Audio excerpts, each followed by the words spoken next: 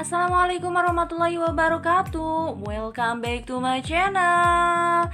Selamat pagi anak-anak. Hari ini kita akan membahas mengenai tahap penutupan akuntansi jasa yang kedua dan ketiga. Yang kedua yaitu neraca saldo setelah penutupan atau post closing trial balance dan jurnal pembalik atau reversing entries. Ini adalah yang ketiga.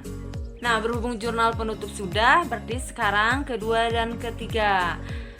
Kita bahas pertama yaitu neraca saldo setelah penutupan atau NSSP. Nah, ini digunakan untuk memastikan apakah antara saldo debit dan kreditnya itu setelah penutupan seimbang atau tidak. Kan kemarin kita sudah belajar jurnal penutup, di mana di jurnal penutup itu yang utama ditutup adalah akun nomor 4 dan 5 pendapatan beban, serta ada akun lain nomor 3 yaitu ikhtisar laba ruginya dan praib yang mempengaruhi modal. Setelah itu apakah yang sisanya 1, 2, 3 itu masih balance atau tidak?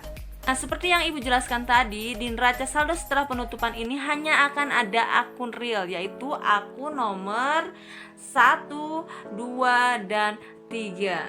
Selanjutnya akun-akun 1, 2, 3 itu akun apa saja? Yang pertama yaitu akun harta atau aset, yang kedua utang atau liabilitas, yang ketiga adalah modal atau ekuitas. Nah, ini adalah format dari neraca saldo setelah penutupan, hampir sama semuanya. Ya, kalau neraca saldo format kolomnya seperti ini. Nah, pertama biasa ada judul, yang kedua kolom nomor akun, nama akun, saldo debit kredit. Akun yang ditulis hanya akun 1, 2, dan 3 saja tanpa price. Berhubung price sudah ditutup pada jurnal penutup, dia kan akun nomor 3, jadi dia tidak usah ditulis kembali.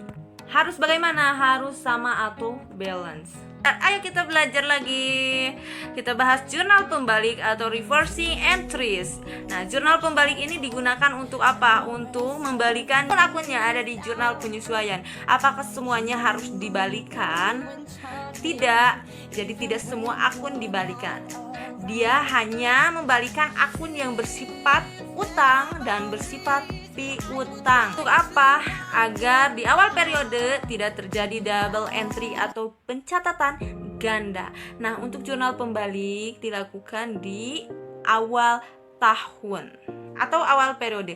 Adapun akun-akun dalam jurnal pembalik ini, nah tadi ada yang bersifat utang dan piutang. Akun yang pertama yaitu sewa dibayar di muka.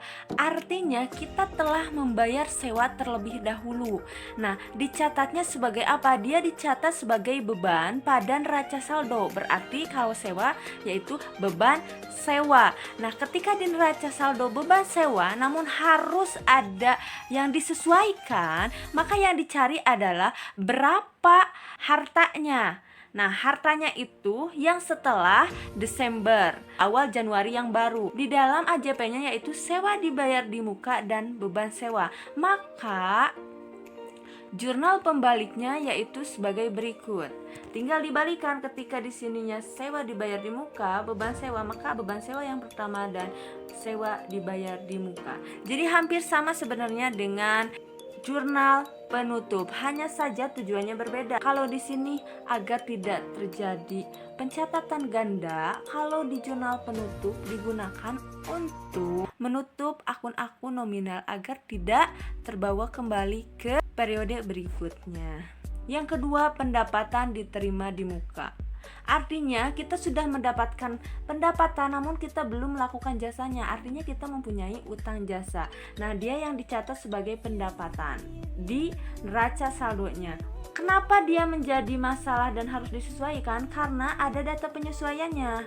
Kita lihat ketika di neraca saldo pendapatan, berarti yang dicari adalah utangnya atau pendapatan diterima di mukanya. Berarti ketika pendapatan diterima di muka bertambah, dia posisinya di kredit. Nah, yang didebitnya apa? Berarti yang didebit adalah pendapatan, dan pendapatan diterima di muka adalah kredit. Dia adalah utangnya. Yang dicari adalah utangnya, berarti setelah Desember. Maka yang terjadi ketika dibalikan menjadi pendapat terima di muka debit dan pendapatan jasa kredit.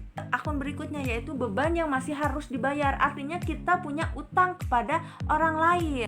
Ayat jurnal penyesuaiannya yaitu contohnya gaji, beban gaji, dan utang gaji. Kalau yang belum dibayarnya sewa berarti di sini beban sewa, di sini utang sewa. Maka ketika dibalikan dalam jurnal pembalik yaitu sebagai berikut. Utang gajinya menjadi di debit dan beban gajinya menjadi kredit. Akun yang terakhir yaitu pendapatan yang masih harus diterima. Artinya kita sudah melakukan jasa tapi orang lain belum membayarnya. Bagi kita adalah piutang. Ketika piutang bertambah, maka posisinya di debit, pendapatan di kredit. Ini pada AJP-nya, ayat jurnal penyesuaiannya. Sedangkan kita sedang membahas tentang jurnal pembalik. Artinya dibalikan, pendapatannya di debit dan piutang pendapatannya di kredit.